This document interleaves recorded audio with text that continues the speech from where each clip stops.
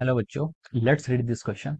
So this question says a refrigerator is a option A heat engine, option B an electric motor, option C heat engine working in backward direction, option D is air cooler. Okay, तो चलिए अब हम इस question को start करते हैं. So the key concept of this question is इस question में हमें बताना है कि रेफ्रिजरेटर आपका क्या है. Okay, what is our refrigerator. So we can write down the key concept of this question is our refrigerator itself is the key concept of this question. So let's define the working of the refrigerator आपका work कैसे करता है. Refrigerator work on the principle opposite of the heat engine आपका Carnot cycle पर work करता है, और जो आपका रेफ्रिजरेटर होता है, रेफ्रिजरेटर आपका किस पर वर्क करता है, it work on the basis of our reverse Carnot cycle. Refrigerator work on the reverse Carnot cycle पर आपका रेफ्रिजरेटर वर्क करता है. रेफ्रिजरेटर का वर्क क्या होता है, ये किसी कोल्ड बॉडी से क्या करता है, आपको हीट को एक्सट्रैक्ट करता है.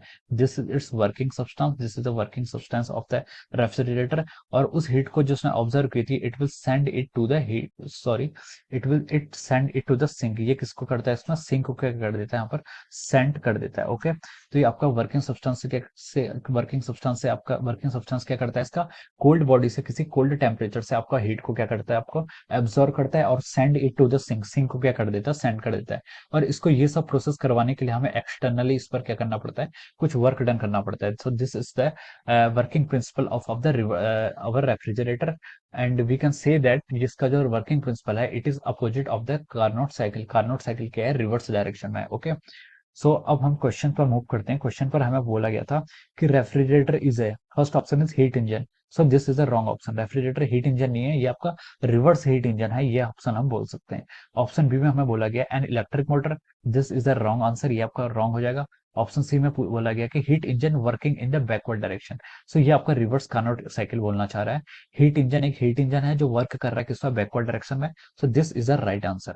ये एक हीट इंजन है जो आपका बैकवर्ड डायरेक्शन में वर्क करता है. ऑप्शन डी में बोला गया कि बैकवर्ड डायरेक्शन में इसलिए क्योंकि जो आपका कार्नोट साइकिल या हीट इंजन होता था, वो आपका क्या करता है, किसी सोर्स से टेम्परेचर हीट को एब्जॉर्व करता है और हीट को वर्क में कन्वर्ट करता है. यहाँ पर क्या है आपका, हम सोर्स से मतलब हम यहाँ से जो हीट ले रहे हैं, हम हीट क्या कर रहे हैं, एक्सट्रैक्ट कर रहे हैं, और हीट को क्या कर रहे हैं, डिसिपेट कर रहे हैं किसी सिंक में. और यहाँ पर वर्क डन हमें एक्सटर्नली करना पड़ रहा है, वहां पर हमें वर्क डन मिलता था. So this is our that's why we called it work as an heat engine in the backward direction. Option D is our air cooler. Air cooler is a different device.